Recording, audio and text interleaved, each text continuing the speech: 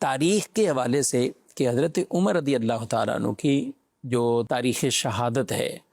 وہ کیا 26 ہے یا 28 ہے یا یکم ہے؟ تو بعض تو سرے سے یکم کا انکار کر دیتے کہ یکم ہے ہی نہیں ہے سرے سے، تو اس حوالے سے آپ کیا کہتے ہیں؟ سیدنا عمر رضی اللہ تعالی عنہ کی تاریخ شہادت جو ہے، اس کے بارے میں جو معروف اقوال ہیں ان میں سے ایک قول یہی ہے کہ آپ رضی اللہ تعالی عنہ کا جو وصال ہوا، آپ جو شہید ہوئے، وہ یکم محرم الحرام کو ہی ہوئے، اور اس پر کئی حوالے جات جو ہے وہ موجود ہے، جس پر مستقل میرا ایک کلپ بھی موجود ہے، اور میں نے باقاعدہ اس میں حوالے ذکر کیے ہیں کہ کس کس کتاب کے اندر آپ کی جو شہادت مبارکہ کا دن ہے وہ یکم محرم الحرام کو ذکر کیا گیا۔ اصل میں حملہ ہو گیا تھا پہلے، ابو لولو فیروز نے فجر کی نماز کے دوران آپ پر حملہ کیا تھا، جس کے بعد آپ تقریباً 3 دن تک زخمی حالت کے اندر رہے،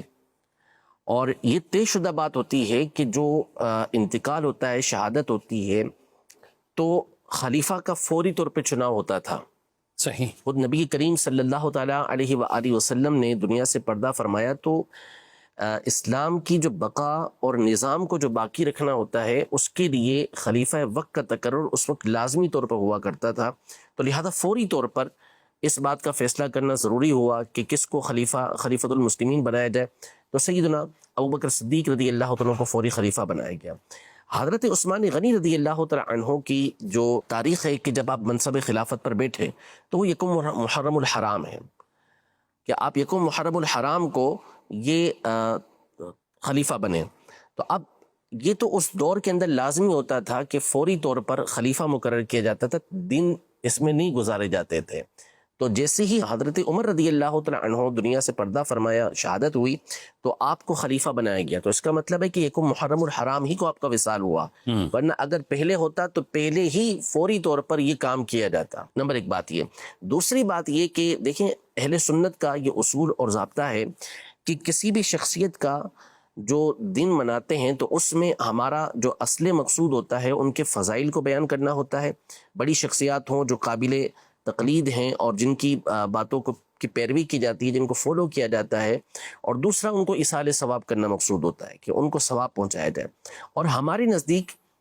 یہ دونوں باتیں کسی بھی دن ہو سکتی ہیں، اس میں کوئی اختلاف نہیں ہے،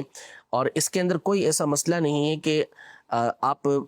جو ایصال ثواب کرنا چاہتے ہیں وہ تاریخ وفات کے دن ہی کریں، تاریخ وصال ہی کے دن کریں، نہیں، بلکہ آگے پیچھے بھی آپ کر سکتے ہیں، اس میں کوئی حرج نہیں ہے۔ تو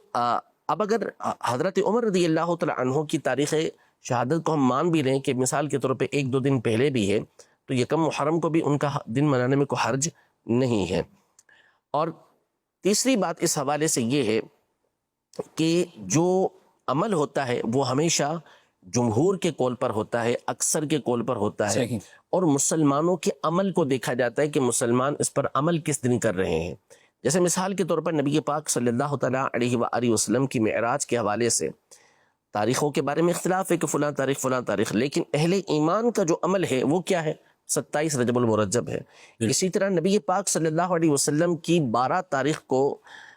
ولادت کے حوالے سے علماء نے جو دلائل ذکر کیے اور جو باتیں ذکر کی، اس میں خاص طور پر متقدمین نے اس بات کو ذکر کیا کہ اہل مکہ کا فلاں فلاں جگہ کا عمل یہ ہے کہ وہ 12 تاریخ کو نبی پاک صلی اللہ علیہ وسلم کا مولد مناتے ہیں، ان کی ولادت کی خوشیاں مناتے ہیں، تو اس کو بھی دلیل بنایا گیا۔ تاریخ کا وہاں اختلاف ہے، تو اسی طرح اگر اس اختلاف کو بھی پیش نظر رکھیں تو اب مسلمانوں کا جب ہم عمل دیکھتے ہیں، بالخصوص جو ہمارے پاک و ہند کے اندر ہے، وہ یہی ہے کہ سیدنا عمر رضی اللہ تعالیٰ عنہ کا جو دن منایا جاتا ہے وہ یکم محرم الحرام کو منایا جاتا ہے۔ اچھا، پھر آگے اب بعض اوقات یہ تصور پیدا کیا جاتا ہے کہ نعوذ باللہ یہ کوئی حضرت امام حسین رضی اللہ تعالیٰ عنہ کے دن کم کرنے کے لیے اور ان کا ذکر کم کرنے کے لیے اس طرح کیا گیا، تو ہرگز ایسا نہیں ہے۔ کوئی تصور اور کوئی خیال ہی مسلمانوں کو ایسا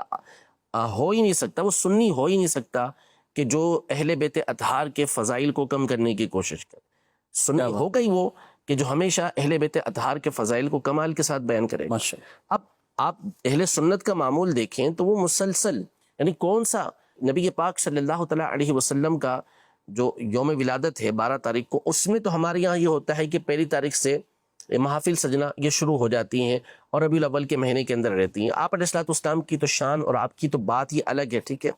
لیکن اس کے علاوہ آپ کو بہت ہی کم کوئی ایسی مثال ملے گی کہ پورا مہینہ یا ان کی تاریخ شہادت سے 8-10 دن پہلے یہ سلسلہ شروع کر دیا جاتا ہو. تو اہل سنت میں تو یہی رائج ہے کہ وہ امام حسین رضی اللہ تعالی عنہ کے ذکر مبارک کے لیے بہت پہلے سے اہتمام کرنا شروع کر دیتے ہیں. تو یہ کیسے تصور ہو سکتا ہے کہ سیدنا عمر رضی اللہ تعالی عنہ کے فضائل کو بیان کر کے ان کے یوم شہادت کو منع کر نعوذ باللہ سیدنا امام حسین رضی اللہ تعالی عنہ کے فضائل کے اندر یا ان کے ذکر خیر کے اندر، ان کے ذکر مبارک کے اندر کوئی کمی کی جا رہی ہو، ایسا کوئی تصور بھی نہیں ہوتا.